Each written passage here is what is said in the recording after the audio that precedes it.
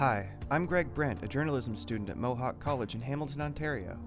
Last week, I sat down with Deirdre Pike of the Women's Housing Planning Collaborative to discuss what they're doing to end women's homelessness in Hamilton and what we can do to help.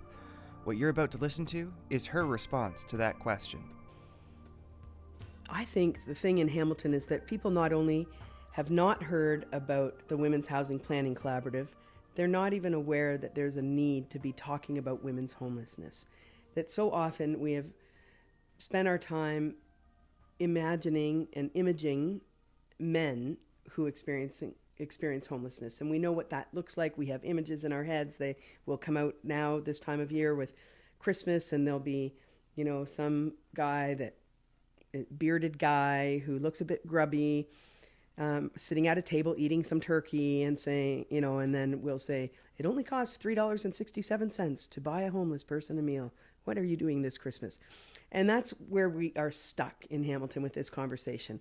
We're stuck with the image of men and some youth now even. We've spent some time on youth homelessness, but we don't imagine that women would be on the streets and that women are experiencing homelessness.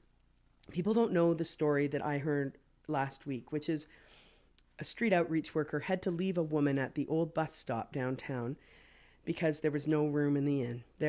We have 5 women's shelters. 4 are for violence against women and 1 is for single women experiencing homelessness. And this woman called each shelter and was told each time that it was full. And the worker had no option but to leave her with 2 drunk guys at the old bus shelter and some Tim Hortons cards, and alerted the police social navigator that, this woman's on the street. That should never happen. That should never happen. And so what we first need to know is that it happens, and that 500 times a month women are turned away from shelters. And then we need to know what to do about that. And what to do about it is bigger than charity. It's not enough to say, well, I donate to Good Shepherd or to some place that has a shelter, or I give food to the food bank. Those are charitable responses to a problem that's systemic. And the systemic issue is that we lack investment in affordable housing. We have a new government in Canada. I think that's going to change. And we need our constituents, the people of Hamilton, to understand how important that is to change. And that they are on board with understanding how to walk with both feet, the foot of charity and the foot of justice, so that, yes, make sure that people who are homeless have a Christmas meal this year. That's nice. It's important. It'll feed them for a day. But what are you doing to ensure that they'll have a roof over their heads for the rest of their lives? And so all of us need to make some concerted effort to educate ourselves about that issue and then figure out what we can do. So one of the tables that I run, the Women's Housing Planning Collaborative, we have 3 tables that I run. One is with all the directors, like the EDs and stuff that look at top level issues. Then we have the women with lived experience. And then we have the service coordination table, and those are the frontline workers who get together once a month and triage or do like kind of client care case load. And this was the story that one of them told last month. And she said, it was 9:00. My shift was over. We'd called everywhere. We'd done this, and this, followed every possible lead. And my best option was to leave her with 2 drunk guys at the bus station, and I had to go home. And imagine if something had happened to that woman that night, and you're the worker who left her there. But her boss should feel even worse, or we should all feel like, what other option did she have? So somebody wrote me after that column I said that what we need to do if we want to address women's homelessness in Hamilton at this point is we have to break a lot of rules, because we have a system of rules that is not allowing vulnerable people to find housing.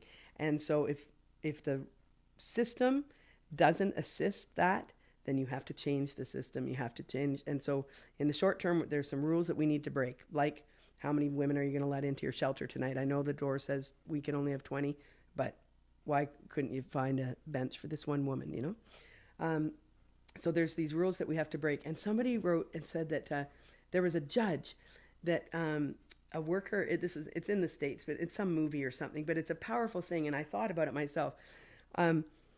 This worker is in court because her client was homeless and I think died or something.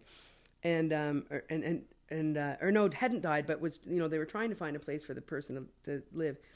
And the judge didn't feel the worker had done very well at checking out what resources were available.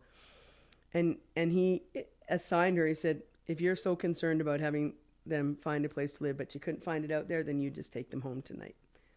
And that's the kind of thing, like, workers are thinking, like, that woman thought, maybe I should bring her to my place. Like, it'd be safer than at the bus shelter. I could, she could sit on my back porch. Like, really, you have to. And if we are thinking, if that's the kind of heightened situations that we're facing, leaving women downtown with two drunk guys is the safest option in Hamilton, then cold alerts aren't going to work. Like, there really has to be just such a more measured response, and or immeasurable response. Maybe it's not a measured response. That's the thing. Anyway, I'm kind of rambling now, but I just was saying, that's the fact is there aren't enough beds now in the shelter system. There aren't enough affordable housing units outside of the shelter system, and there are still 500 times a month that women are turned away. We need to break out of the system and stop blaming the system, and because our brains can't do two things at once. We can't blame the system and find solutions at the same time. And so blaming the system is just an excuse for not being innovative enough to figure it out. And so what I'm really calling for is for people at all the levels of government, for the workers themselves, and for us as human beings to, like, really get down to it and figure out what's one thing we can do that's just off the wall, but it's going to make a difference, because it's not working status quo.